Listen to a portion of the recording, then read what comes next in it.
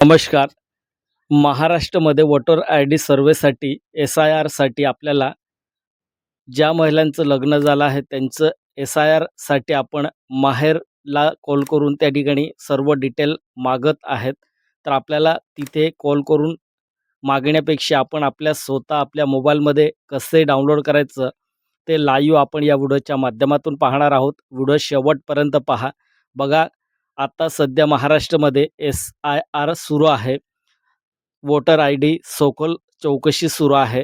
तर आपल्याला आत्ता ज्या महिलांचं लग्न झालं आहे, त्या महिलांना खूप मोठा प्रॉब्लेम येत आहे. ते आपल्या माहेरला कॉल करून सर्व डिटेल त्या ठिकाणी आपल्या आई-वडिलांचं डिटेल मागवत आहे. 2002चा जो डेटा आहे, तो डेटा मागवत आहे वोटर आय-डीचा. तर आपल्याला तिथे कॉल करून विचारण्यापेक्षा आपण स्वतः आपल्या मोबाईलमध्ये कसे डाउनलोड करायचं, 2002चा डेटा एस-आय-आरसाठी आपल्याला आई-वडिलांचं डिटेल कसं आपण डाउनलोड करायचं, ते सर्व डिटेल आपण लाईव्ह या व्हिडिओच्या माध्यमातून पाहणार आहोत. व्हिडिओ शेवटपर्यंत पहा आणि पहिल्यांदा तुम्ही जर या चॅनलवर त्याला असाल तर चॅनलला सबस्क्राईब करून घ्या.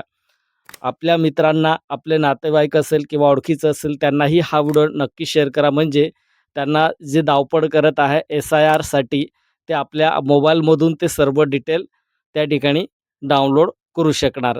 चला तर आपण व्हिडिओ सुरू करूया. मतदान सेवा पोर्टल हे पोर्टल ओपन करायचं आहे. वोटर सर्व्हिस पोर्टल ही लिंक या व्हिडिओच्या डिस्क्रिप्शनमध्ये दिली आहे. डिस्क्रिप्शनमध्ये जायचं आहे. डायरेक्ट तुम्ही लिंकवरती क्लिक करायचं. लिंकवरती क्लिक केल्यानंतर तुम्हाला या प्रकारे पोर्टल दिसणार आहेत.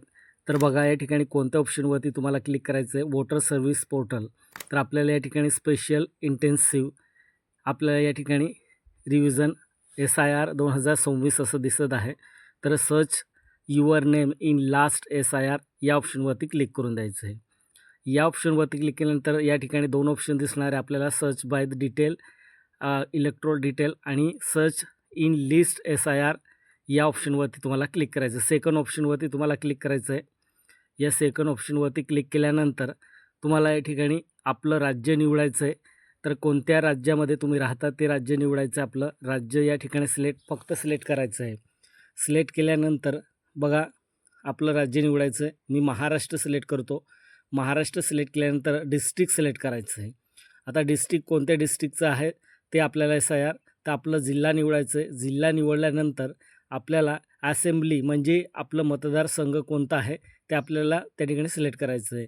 तर मी या ठिकाणी मतदारसंघ माझं हे आहे 6 नंबर 86 आहे. तर हे सिलेक्ट केल्यानंतर पोलिंग स्टेशन नंबर नेम, तर या ठिकाणी आपलं गावाचं नाव या ठिकाणी सर्च करायचं आहे. एखाद्या वेळेस काय होतं, आपलं गावाचं नाव 2002 पूर्वी वेगळं असेल तर 1-2 असं दिलं असेल. तर आपल्याला या ठिकाणी जर जुनं नाव चेंज करण्यात आलं असेल तर चेंज नाव या ठिकाणी दिसेल, तो नेम या ठिकाणी सर्च करायचं आहे. तर मी सेकंड नंबर माझं गावाचं नाव या ठिकाणी सर्च करतो. तर सेकंड नंबर बघा, हा माझा गावचं नाव आहे. तर या ठिकाणी सिलेक्ट केल्यानंतर व्ह्यूज या ऑप्शनवरती तुम्हाला क्लिक करून द्यायचं आहे.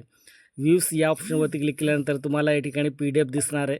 आता या ठिकाणी सर्व आपलं विधानसभा क्षेत्र 2002 नुसार राज्यसूची आहे. ही मतदार वोटर आय-डी लिस्ट आहे. आपल्या पूर्ण गावाचं लिस्ट या ठिकाणी दिसणार आहे. पूर्ण गावाची लिस्ट आपल्याला दिसेल. या ठिकाणी वार्ड क्रमांकसुद्धा दिसेल आपल्याला. पोलिंग बूथ नंबरसुद्धा दिसेल. आता खाली क्रॉस केल्यानंतर आपल्याला सर्व नाव या ठिकाणी पूर्ण गावाचं नाव दिसणार आहेत.